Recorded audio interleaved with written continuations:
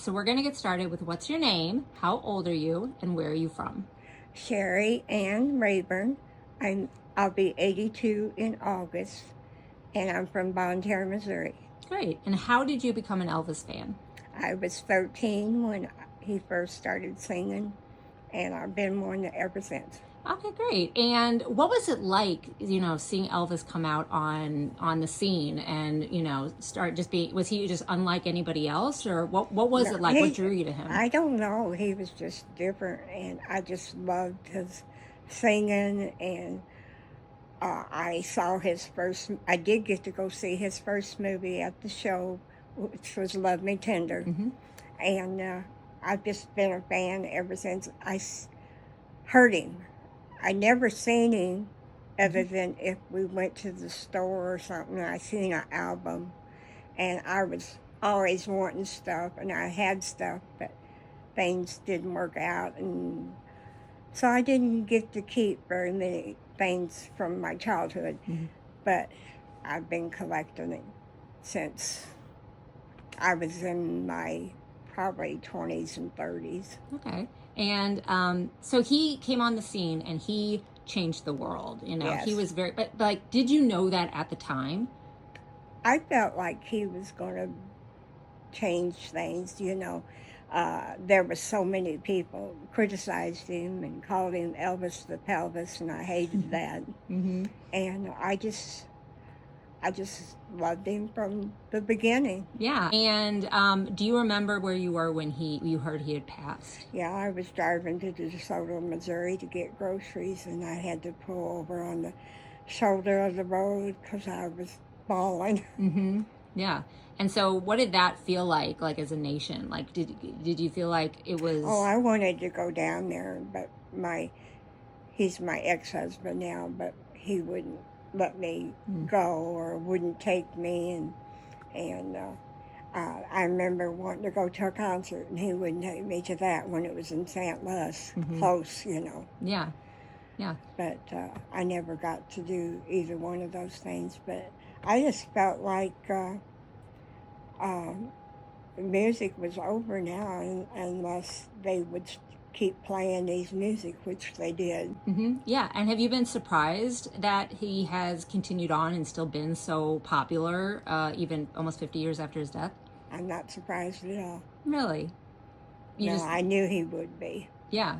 And now there's new generations, and you've said you have children, and they are big Elvis fans. So did you purposefully do that? Did you know, like, my kids are going to be into Elvis, or were you just continuing listening? I just continued, and even my son, I taught my grandchildren, to like Elvis, and they went on with their children. So yeah, and I'm a great grandmother. Oh wow. I started young. My son started young, and his daughter started young, and her daughter started young.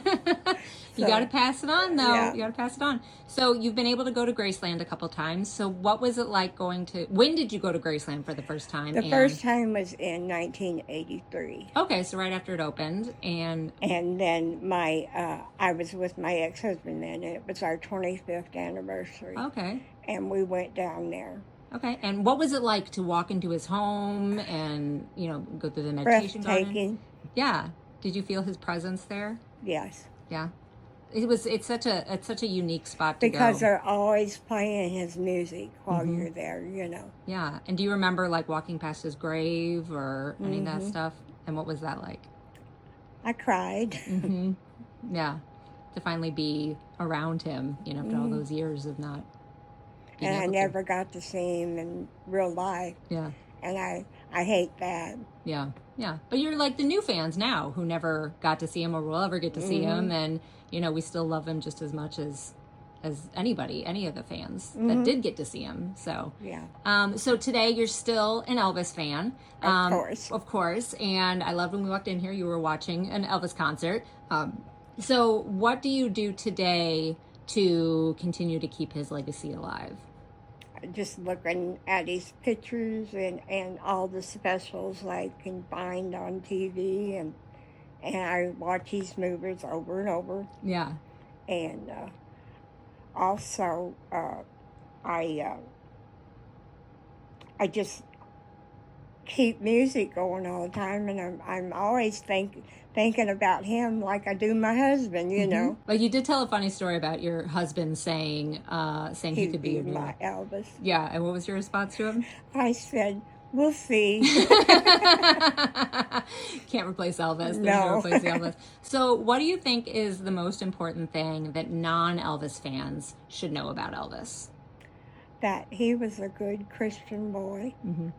I know he done drugs, but a lot of that wasn't his fault. And I just think he's great. And I think he's a good inspiration to all people and children alike. Yeah, that's a good answer. And then my last question for you then is, what does being an Elvis fan mean to you?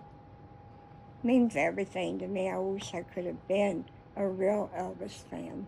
Oh, you're absolutely a real Elvis fan. I mean, no, with the credentials. Yeah, like going to the concerts and all that stuff. Yeah, and having a paper that says Sherry is a Elvis fan. You're absolutely a credentialed Elvis fan. I mean, the people that I think I've talked to a lot of Elvis fans, and the thing is that it's the relationship you have with Elvis is so personal, and I think that it's very much about what you get from him and what you give back to him. And I think that every single there's no such thing as a casual Elvis fan. It's something I've realized. Yeah. And your experiences with him, I'm sure he's carried you through a lot of things. And like once you have that bond with him, I mean, it's forever. It's forever. Well, even whenever my husband died, well, I paid for my funeral too.